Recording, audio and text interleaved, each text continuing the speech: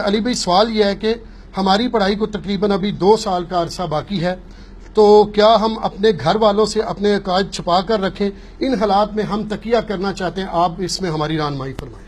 اللہ تعالیٰ ان کو استقامت دے، اور جتنے لوگ بھی یہ کر رہے ہیں ہم سمیت سب کو استقامت دے۔ یہ تکلیفیں میرے بھائیوں آپ پہ نہیں ہیں۔ صحابہ کا صرف نام لینا آسان ہے، صحابہ کے ساتھ نسبت مضبوط کرنا بڑا مشکل کام ہے۔ صحابہ کرام نے تو اپنا دین بدلا تھا۔ اب آپ امیجن کریں، آپ صرف مسلک چینج کرتے ہیں، چاند ایک عقائد کی اصلاح کرتے ہیں تو لوگ آپ کے مخالف ہوتے ہیں۔ اور صحابہ کرام نے تو بت پرستی کے خلاف علم بلند کیا، اور آپ دیکھ لیں غزوہ بدر میں مسلمانوں کی طرف بیٹا کھڑا ہوا تھا تو کافروں کی طرف باپ کھڑا ہوا تھا۔ کتنی مشکل صورتحال تھی، ہمیں کم از کم اس سے تو نہیں گزرنا پڑا۔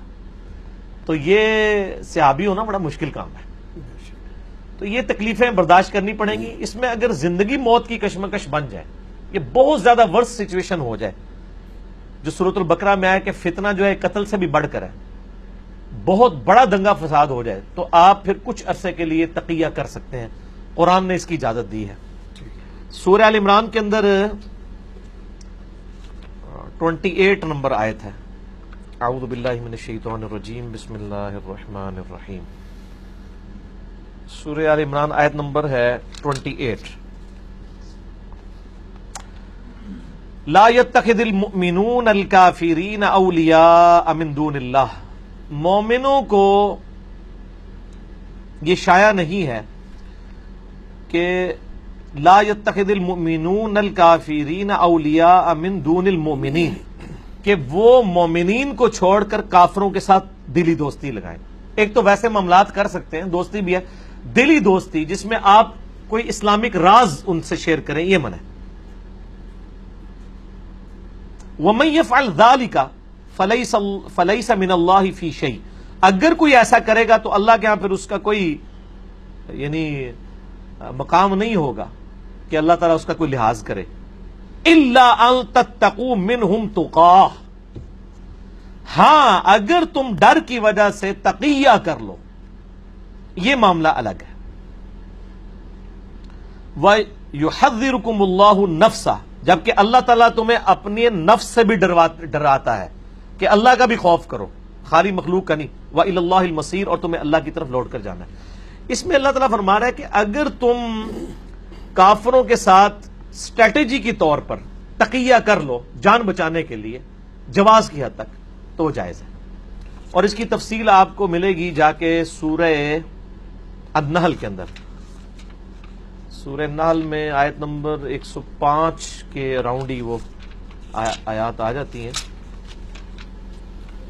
ہاں جی، سورۃ النحل ہے، پارہ نمبر 14، سورت نمبر 16۔ ہاں، من کفر باللہ من بعد ایمانہ، جو کوئی کفر کرے گا ایمان لانے کے بعد اللہ کے ساتھ، الا من اکرہ وقلبہ مطمئن بالایمان، سوائے اس شخص کے کہ جو مجبور کر دیا جائے کفر کے اوپر، کہ وہ یعنی کلمہ کفر بول دے لیکن اس کا دل ایمان پر ٹھکا ہوا ہو، اس کو اللہ تعالیٰ یہ نہیں چھوڑ دے گا۔ لیکن جو کوئی واضح کفر کرے گا، وَلَٰكِن مَن شَرَحَ بِالْكُفْرِ صَدْرًا، جو کوئی جس کا شرح صدر ہو جائے کفر کے اوپر، وہ ڈٹ کے کفر کرے، فَعَلَيْهِمْ غَضَبٌ مِّنَ اللَّهِ، تو ایسے لوگوں پر اللہ کا غضب ہے، وَلَهُمْ عَذَابٌ عَظِيمٌ، اور ان کے لیے بہت بڑا عذاب ہے۔ اس طرح قرآن حکیم میں 4 جگہ آیا کہ اگر زندگی موت کی کشمکش بن جائے تو تم خنزیر کا گوشت جان بچانے کے لیے کھا سکتے ہو، پیٹ بھر کے نہیں، بس اتنا کہ جان بچ جائے۔ پانی نہیں ہے تو شراب پی جا سکتی ہے۔ تو یہ تقیہ کرنا اسلام میں جائز ہے جب زندگی موت کی کشمکش بن جائے۔ قرآن کی روح سے میں نے آپ کو سورہ آل عمران آیت نمبر 28، سورہ نحل آیت نمبر 105 بتا دی۔ پھر صحیح بخاری میں جو بڑی ڈیٹیل حدیث ہے، اس کا ایک پورشن ہی ہے کہ حضرت ابراہیم علیہ السلام جب وہ اس بادشاہ کے دربار میں تھے تو اس نے ان کی بیوی کے بارے میں، حضرت سارہ کے بارے میں پوچھا، تو حضرت ابراہیم کو یہ خدشہ تھا اگر میں یہ کہوں کہ یہ میری بیوی ہے تو یہ مجھے قتل کروا کے اس سے شادی کرنا چاہتا تھا۔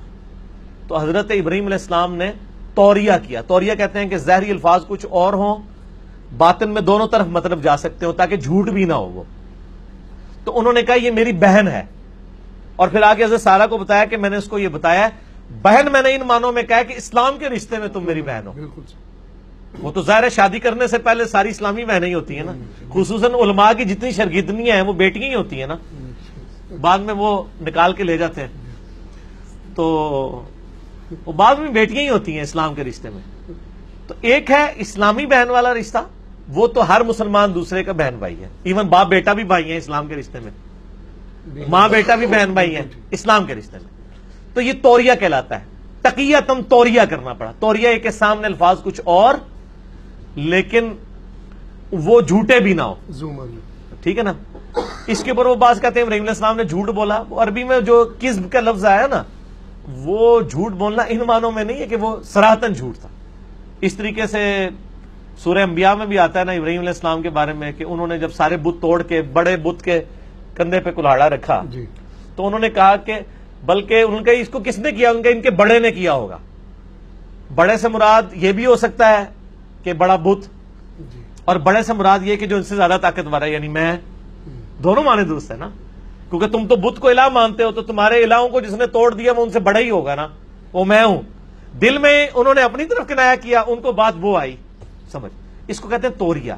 جان بچانے کے لیے، فتنے کے ڈر سے بچنے کے لیے توریہ کرنا جائز ہے، لیکن آپ کو حیرانگی ہوگی کہ علماء اہم معاملات میں بھی بہت توریہ کرتے ہیں، کیونکہ جھوٹ تو ان کو پتہ ہے گناہ ہی ہے۔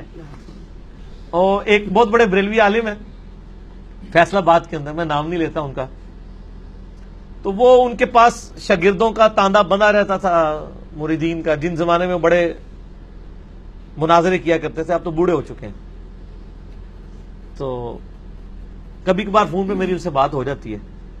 تو انہوں نے فیصلہ آباد میں اپنا ایک کمرہ تھا، اس کا نام لاہور رکھا ہوا تھا۔ تو جب انہوں نے کسی سے نہیں ملنا ہوتا تھا تو وہ اس کمرے میں چلے جاتے تھے، اور بتانے والے کہتے تھے کہ وہ لاہور گئے ہوئے ہیں، ٹھیک ہے۔ تو یہ توریہ، اب یہ نہ ہو کہ آپ اس بدعت پہ عمل کرنا شروع کر دیں۔ یہ توریہ جو ہے نا، توریہ، تو البتہ صحیح بخاری مسلم میں ایک حدیث ہے کہ دو بندوں کی صلح کروانے کے لیے اس قسم کا توریہ کیا جا سکتا ہے، ناراضگی ہو، اس طریقے سے بیویوں کے ساتھ کیا جا سکتا ہے توریہ، لیکن یہ نہ ہو کہ پوری زندگی توریے میں ہی گزرے، کبھی کبھار ہی ہو نا۔ یہ تو نہیں آپ کر رہے کچھ اور ہیں اور آپ نے کم کے اندر پا کے رکھا ہوا ہے، اور دوسرے پاسے تسی جناب کئی لوگ یعنی چھپ چھپا کے دوسری تیسری شادی بھی کر لیتے ہیں، تو وہ اب یہ تو نہیں کہ اب وہ پہلی بیویوں کے ساتھ توریہ کریں گے، وہ پھر پوچھ رہے ہوتے ہیں نہیں پہلی بیوی کی اجازت لینا ضروری ہے، تو مجھے تو پتا ہے وہ کچھ اور پوچھ رہے ہوتے ہیں، وہ یہ پوچھ رہے ہوتے ہیں کہ پہلی بیوی سے چوری چھپے کر سکتے ہیں۔ تو میں ان کو کہتا ہوں اجازت لینا کوئی ضروری نہیں، لیکن بتانا ضروری ہے، کیونکہ اعلانیہ ہوتا ہے نکاح، زنا تو چھپ کے ہوتا ہے۔ تو جب ہم ان کو کہتے ہیں نا یہ ان سے اجازت نہ لو، صرف اس کو بتا دو، کہتے ہیں اسی لیے تو پوچھ رہے تھے، ٹھیک ہے نا۔ تو تقیہ کر لیں جب تک یہ معاملات ہیں، لیکن ماں باپ کے ساتھ دنیاوی اعتبار سے قرآن حکیم میں واضح ہے کہ ماں باپ کو اف تک مت کہو، اگر وہ شرک پہ ہیں تب بھی ان کے ساتھ دنیا میں معروف طریقے سے معاملات کو لے کے چلنا ہے، بدتمیزی نہیں کرنی، اللہ تعالیٰ ہدایت دے گا۔ یعنی میرے اپنے ساتھ بھی شروع میں ایسے معاملات رہے، جب میں نیا نیا ریورٹ ہوا تو مجھے گھر کی طرف سے کافی ریزسٹنس آئی، آستہ آستہ معاملات سیٹل ہو کے لوگوں نے یعنی حق بات قبول کر لی، اس کی یہ تکلیف سے گزرنا پڑتا ہے۔ بہرحال صحابہ کرام کو تو جان سٹیک پہ لگانی پڑی ہے، آپ کو تو صرف باتیں تیکھی سننی پڑتی ہیں نا، مارے گا تو نہیں نہ آ کے۔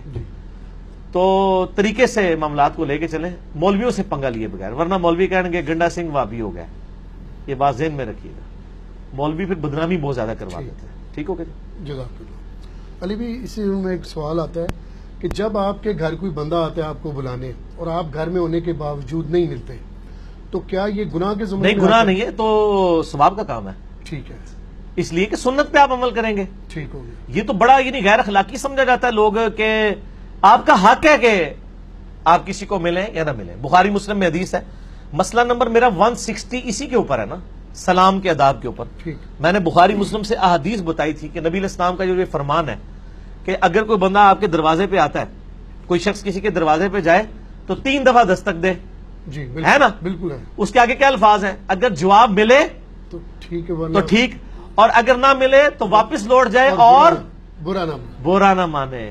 وہ جواب کیا نہ ملے کے اندر سے، یعنی گھر کے اندر والا بندہ یہ بتانے کا بھی پابند نہیں کہ میں اندر ہے ہوں یا نہیں۔